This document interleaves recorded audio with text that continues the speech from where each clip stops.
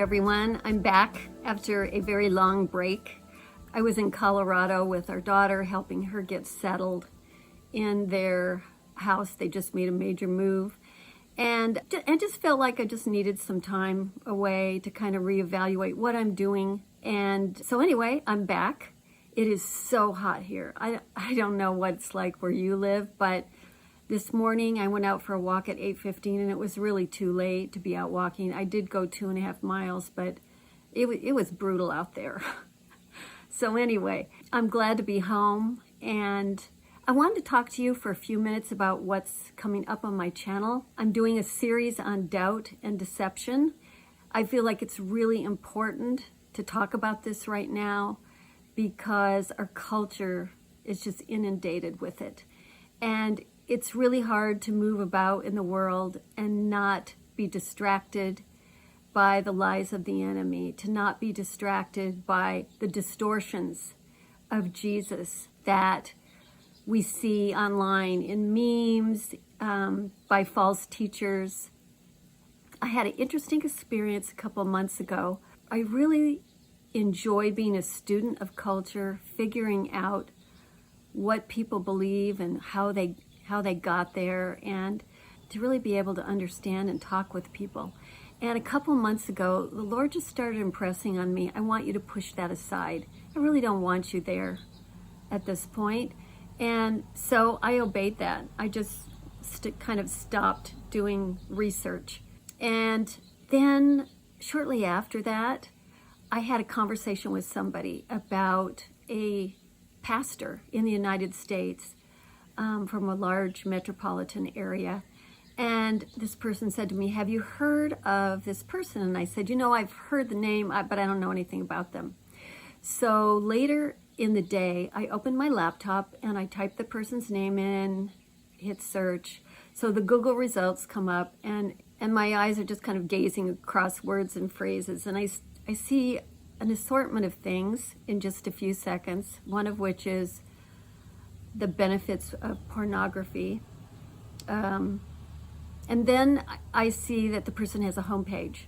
So I click on the homepage and up it comes. And it's very interesting. It has a vibe of kind of angry rebellion to it. And right there in my face, in giant letters across the homepage, are two words. Now, the words are really interesting. The first word is forgive. Forgive is one of those words that the meaning's encapsulated. You don't need to really explain. It stands on its own. It would have been a much different message if the person just would have stopped and used the word forgive. The second word was the word assholes. Yes, it said forgive assholes. Now, I know people would say to me, oh, Cheryl, you know what that means. I mean, we're supposed to forgive the person that cuts us off on the freeway. Those people that just really make us angry because they do rude things. I get that.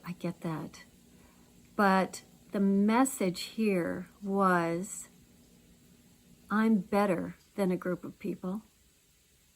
I condemn this group of people. And I'm willing to call them a term, I'm willing to label them with a term that means the lowliest of the low, which I thought was really sad. It really pierced my heart. It just made me sad. And I have to tell you, this all happened in such a flash of time. I wasn't on that main page for more than 5 seconds. And I immediately heard from the Lord, shut the page down. Now, I didn't hear it in an audible voice, but I heard it. I heard and felt in my spirit this urging, shut the page down. Do not read any more of this. And I realized there was a red flag there. God was basically saying to me, get off there.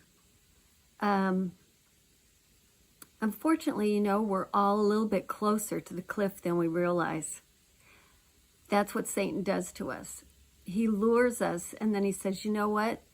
You're okay. You're safe with me. You're not in any trouble. when actually we're right on the edge of the cliff. So knowing that, I realized I can't go there.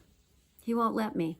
And it was interesting, like 48 hours later, I thought, I think I want to go on there and read some of the other pages contained within the website, see what this person actually has to say other than their main page. Nah, God wouldn't even let me do it. He was like, don't you dare. Don't you dare go there. That was a pretty strong message for me. I have someone I'm close to who probably 20 to 25 years ago went to see a therapist. And this person's a committed believer, and so is the therapist. And within the first few minutes of conversation, at that first therapy session, the therapist said to this person, Satan wants you dead. And it shocked the person. It shocked them. And the therapist said, Satan wants you dead. And it was like, what? It sounded extreme. It's not extreme. It's true. We are in a battle here on earth. Satan has an agenda, and he's coming after you. Now, as a believer, I don't walk in fear of that. I just pay attention to what God's saying to me. I know I can trust him. He's been my shepherd for decades. He's got a track record with me.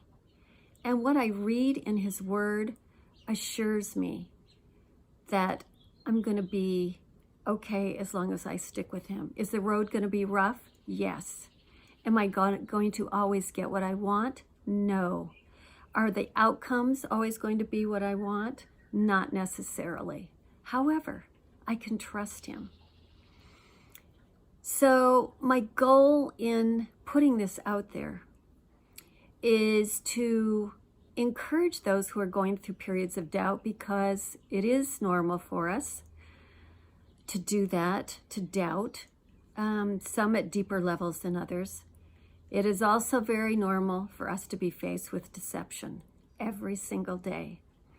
So my hope is this will encourage you and your relationship with Christ. It will strengthen you, and it will make you aware of red flags. We have to be just constantly listening to God right now. We have to be in constant contact with him. He's there. We just need to be listening, and we need to be looking for his messages to us by reading his word. So I hope you'll tune into the channel, and I look forward to seeing you. Bye.